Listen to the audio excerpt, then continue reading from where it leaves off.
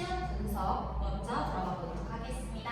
우선 시험 범위 먼저 볼게요. 교과서 5과에서는 본문이 총 6개 중에 2개 정도만 들어갔어요. 그리고 부교재 1기 1등급 하루 독해에서 데이 4, 5, 6, 그리고 18, 19, 20 이렇게 총 데이 6개가 들어갔고 이 6개가 데이 하나당 각각 지문이 6개씩 있으니까 6, 6에 36인데 그 중에 한 강이 지문이 5개밖에 없었으니까 35개의 지문이 들어갔다 보시면 될 것 같고요. 그리고 올해 6월 모의고사 모담률 탑10 지문 들어갔기 때문에 총 10지문, 그래서 여러분들이 총 10개, 35개, 그리고 2개 해가지고 총 47개의 지문이 시험 범위에 들어갔었다 보시면 되겠습니다. 문항 비율은 교과서는 뭐 항상 그렇듯이 2문제 정도 나오고요. 또 항상 한글 선지로, 그리고 보통 내용을 묻는 문제처럼 굉장히 좀 대입한 문제라던가 아니면 정말 내용 일치 문제, 간단한 문제가 나오기 때문에 큰 부담은 없는 그런 시험 범위이고요. 그 다음에 두 번째, 부교재에서 원래 항상 가장 많이 나오죠. 25문항이 나왔습니다. 그리고 모의고사에서 7문항이 나와서 문항 비율은 이렇게 부교재가 압도적으로 높다 보시면 되겠습니다. 시험에 난이도는 중하 정도로 선생님이 측정을 해놨는데 지금 요거 같은 경우에는 여러분들 중간고사랑 그래도 난이도는 비슷했다라고 보시면 될 것 같아요.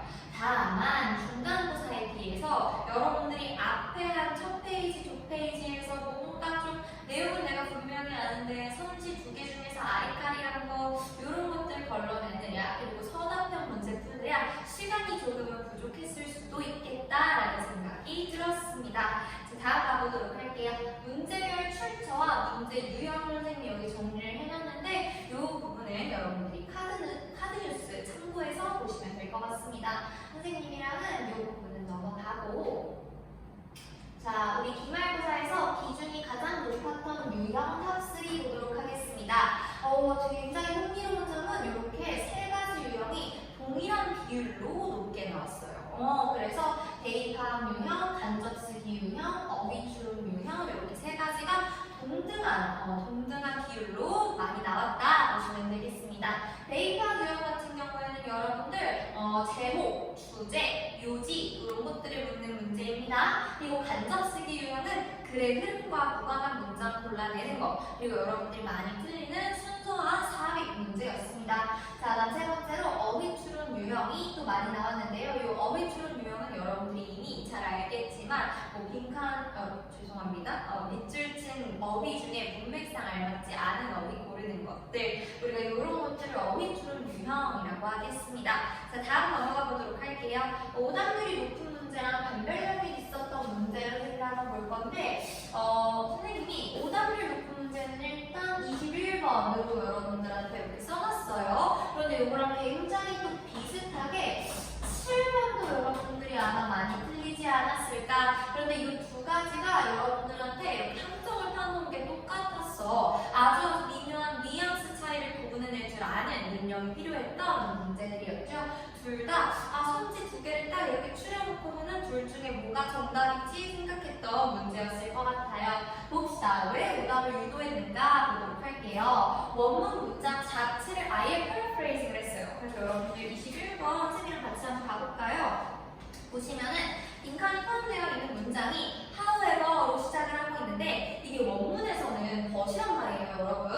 그런데 이걸 애초에 however로 바꿔놓는 순간부터 이제 사실 이 정도는 우리가 괜찮아야 하는데 그래도 또 너무 긴장하거나 하면은 분명 뭐지? 암기식으로만 공부를 했으면은 조금 당황했을 수 있었겠다. 그래서 아예 패러프레이징을 다 해버렸어. 그래서 출제되어서 정답의 근거를 찾기가 어려웠습니다. 예를 들어서 우리 원래 문장에는 뭐라고 되어 있냐면 원문에는 distort our world view, 우리의 세계관을 왜곡시킨다 라고 나와 있었어요. 그런데 이거 그대로 출제되지 않고 물론 항상 그렇긴 하지만 어떻게 나왔어요? give us an inaccurate picture of the world, 우리에게 준다. 뭐를 줍니까? 정확하지 않은 이 세계에 대한 그림을 준다. 얘들아 이렇게 완벽하게 패러프레이징을 해서 문제를 출제를 했죠. 그래서 일단 빈칸이 뚫린 부분도 굉장히 중요했어. however를 기준으로 해가지고 이 앞에서는 우리가 평소에 일반화하고 범주화하고 이런 것들이 굉장히 우리에게 필수적이고 중요하고 또 어떤 장점도 있다 이런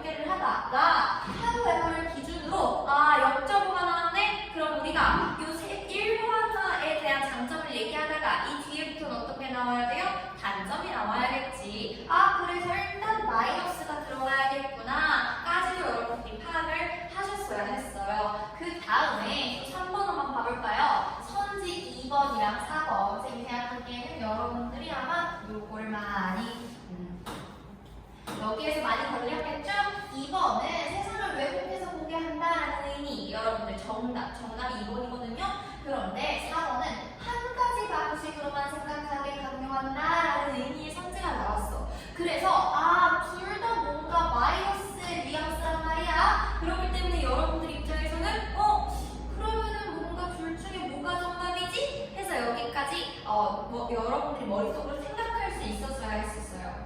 선지의 미묘한 뉘앙스 차이. 쌤이 아까부터 얘기했던 게 바로 이거였죠? 이 친구가 변별 요소였는데요. 4번도 맞아. 1번의 부정적인 측면처럼 보일 수는 있으나 지문은 사고방식을 제한하는 게 아니었어.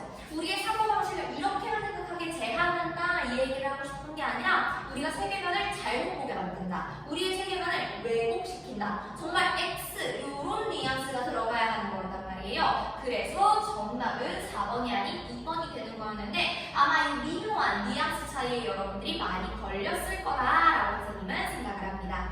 자, 다음 넘어가 보도록 하겠습니다. 변별력이 높은 문항입니다.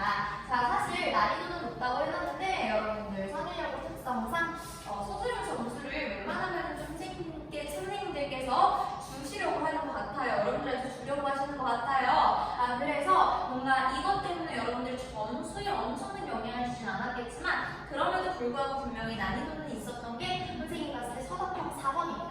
요게 여러분들 있는 그대로의 문장을 암기해서 쓰는 서술형이 아니었죠. 지문을 딱 주고 이 지문의 중심 내용, 이 지문의 요약문을 여러분들이 직접 만들었어야 했어. 그래서 단순히 내가 문장을 암기해서 그걸 그대로 쓰는 게 아니라 지문의 핵심 내용을 파악하고 제시된 단어를 적절하게 활용해서 문장을 완성해야 했었죠.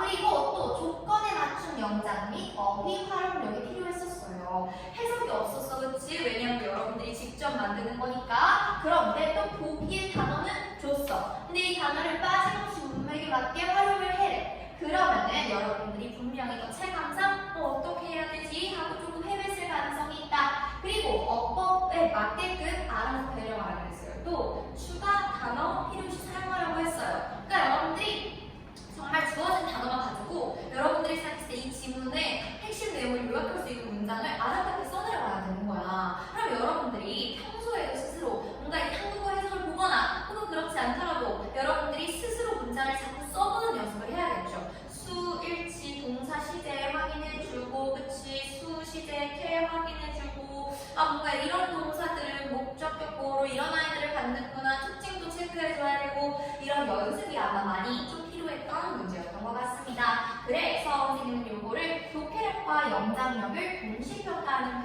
변별력 문항으로 판단을 했습니다. 다음 넘어가 보도록 할게요. 그래서 얘들아, 우리 항상 총평이 중요하죠. 총평 파트 3이 항상 중요해요. 총평하고 앞으로 어떻게 해야 될지. 자, 봅시다. 어휘추론 유형의 난이도가 이전 시험보다 전반적으로 낮아졌어요. 여러분들 아마 작년에 겪어봐서 알겠지만 이 어휘추론, 그러니까 문맥상 어휘의 쓰임이 적절하지 않은 거를 모르는 걸 할 때 보통 웬만한 단어가 다 바뀌어서 출제됐어. 그리고 또 여러분들이 좀 충분히 잘 모를 수 있을 만한 그런 단어들도 많이 출제가 되었었거든요.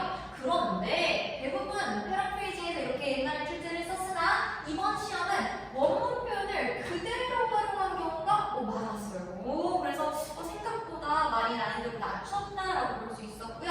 또 변형된 단어들도 여러분들이 사실 모르면 안 되는 단어들이었어요. 그래서 이 정도는 어휘추론의 난이도가 많이 낮아졌다라고 생각을 할 수가 있을 것 같습니다. 또 빈칸이 포함되어 있는 문장 자체를 아예 꽁으로 패러프레이징하는 경향이 들어섰어요. 그래서 여러분들이 항상 공부할 때 단순히 암기하는 공부 말고 이렇게 필자가 문장을 썼네? 그럼 이 문장이 나한테 어떤 메시지를 전달하고 싶은 걸까? 그래서 이 문장이 이 글의 중심 내용과 어떻게 연관되는 것일까? 여러분들이 공부하면서 많이 생각해야 되는 부분이죠. 자, 그 다음에 여러분 18번 문제, 요거 문제도 선생님이 되게 흥미로웠어요. 요거 선생님이 수업할 때 좀 강조를 하긴 했었거든요. 여기서 어떤 표현이 나오냐면 avoid detection, 우리 그 동결 반응 얘기할 때 동결 강조라고 했어. 동결 반응 얘기하는 그 지문에서 avoid detection, 뭔가 감지를 피하다라고 하면 도대체 저게 무슨 얘기냐라고 생각을 할 수가 있단 말이죠. 그래서 선생님이 그때 얘기했었어. 얘들아, 감지를 피하는 게 무슨 뜻일까? 내가 걸리는 걸 피하는 거야. 내가 안 걸리는 거야. 이런 선생님이 분명히 얘기를 했었거든요. 그런데 이게 이제 어휘처럼 문항으로 나왔었는데 어떻게 나왔냐면은 어보이드까지 그대로야. 그런데 이 디텍션을 being noticed로 바뀌어서 출제를 했어요. 아, 그럼 선생님이 얘기했던 핵심을 다 담은 거지, 얘들아. 내가 알아차려지는 거, 심지어 동명사의 수동태 형태까지도 여러분들이 알아볼 수 있었어요. 그래서 noticing, 내가 뭔가를 알아차리는 게 아니라 내가 상대방에 의해서 알아차려지는 것을 피하는 것, 이렇게 우리가 체크를 할 수가 있었습니다. 아, 그래서 이 문맥의 의미를 이해해야 자연스럽게 정답을 찾을 수가 있었던 그런 문제 중에 또 하나지 않았을까. 쌤이 생각했을 때 18번 같은 거는요, 사실 이번에 그렇게 어렵게 출제한 건 아니지만 앞으로도 이런 식으로 어휘를 출제할 수 있겠구나. 정말 유의어 마니어로 바꾸는 게 아니라 아예 패러프레이징을 해가지고 여러분들한테 어휘처럼 문제를 낼 수도 있겠구나라고 선생님은 생각을 했습니다. 굉장히 유의미한 문제였어요. 자, 얘들아, 그러면은 여기에서 또 총평이 서술형은 얘들아 문장 암기보다는 핵심 표현을 활용하는 문제가 좀 대다수였어요. 그래서 문장을 정말 통째로 쓰기보다는 여러분들이 핵심 단어와 표현을 활용해서 문장을 완성하거나 연습하는 문제가 많이 출제가 되었었고요. 전반적으로 암기보다는 표현을 연결하고 의미를 이해하는 능력을 평가하는 시험이었어요. 쌤이 항상 얘기하고 있는데 쌤이 공부할 때 콜로케이션 굉장히 많이 강조를 하죠. 뭐 choose A over B 뭐 이런 것들 있잖아요. inferior to, superior to 이런 것들. 선생님이 항상 얘기하는 게 여러분들이 이런 영어를 단순히 공부할 때 암기가 아니라 이 표현이 어떤 것들과 같이 잘 어우러져서 표현이 쓰임이 되는지 이걸 여러분들이 많이 생각을 하면서 공부를 해야겠습니다. 자, 그래서 중요한 건 이거죠. 여러분 시험이 한번 끝나면은요 이번 하나의 점수로 여러분들의 모든 인생이 결정되는 건 절대 아닙니다. 이번 시험을 통해서 점수를 보고 막 기뻐할 것도 없고 슬퍼할 것도 없어. 왜? 여러분들은 이번 점수를 통해서 그리고 또 이번 시험 출제 경향을 통해서 내가 앞으로 어떻게 공부해 나아가야 하는지 내가 나아가야 할 방향성을 여러분들이 생각하고 연구해야 하는 겁니다. 그렇기 때문에 가장 중요한 건 뭐겠어요? 다음 시험 대비 전략이 되는 거겠죠. 선생님이랑 보도록 하겠습니다. 원문 표현이 다른 표현으로 바뀌어 출제되는 경우가 대다수예요. 따라서 본문 암기와 함께 핵심 표현의 패러프레이징까지 함께 학습을 하셔야 하겠습니다. 사실 암기보다도 지문의 개수가 많으니까 암기는 어느 정도 있을 수밖에 없어. 그런데 정말 말 그대로 달달달달 외우는 게 아니라 이런 내용이 나왔으니까 이런 내용이 나오겠지. 이런 표현은 이런 거를 의미하는 거지. 여러분들이 생각할 줄 알아야 한다는 얘기입니다. 그리고 어휘를 사전적 의미만 암기하기보다는 이 지문 속에서 어떤 의미와 옆으로 사용되는지, 즉 문맥 속에서 어휘를 이해하는 습관을 길러야 합니다. 선생님이 방금 얘기했던 18번 문제 참고해서 이해하면 좋을 것 같아요. 서술형 문장의 경우 문제를 통째로 암기하기보다는 핵심 표현을 핵심 표현을 활용하자 우리. 그래서 직접 문장을 완성하는 연습이 필요하겠다 알 수 있었습니다. 또 볼게요. 단어의 형태변형, 어순, 주요, 구문을 정확하게 활용할 수 있도록 핵심 문법과 구문을 정확하게 적용하는 연습이 좀 필요했고요.